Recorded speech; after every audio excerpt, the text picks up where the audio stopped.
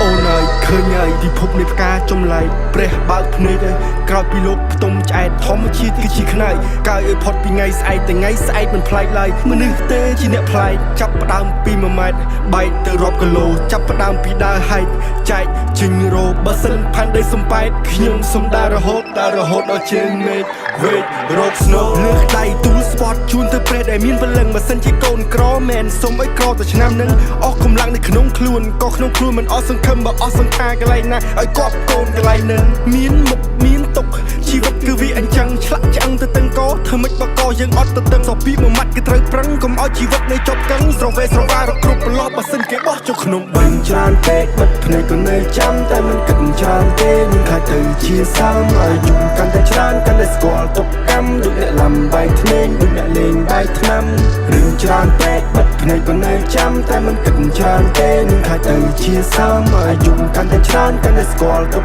កម្មដូចអ្នកលំបាយធ្នេញ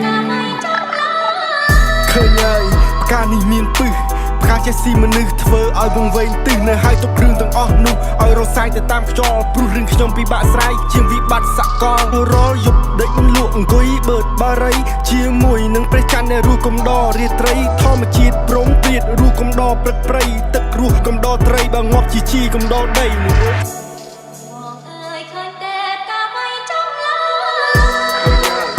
មិនចង់ស្គាល់ទៀតឡើ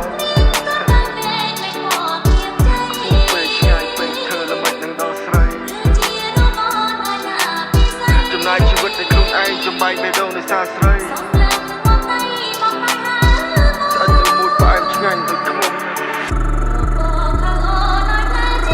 ទៅចាំបងមុនចុះនៅទី Paradise បើជួបម្ដងទៀតស្ថិតថាអូនស្រស់ស្រាយទូបងមានស្នាមតែឥឡូវធូរស្បើយឲ្យតែអូនបានសុខបងនេះមិនស្លាប់ឡើយណាហើយបងក៏ស្បើយមិននេះត្បិតតែជារ៉ាប់ស្តារតែបងគ្មានដុល្លារដូចជាលៀនអ៊ូស៊ីទេ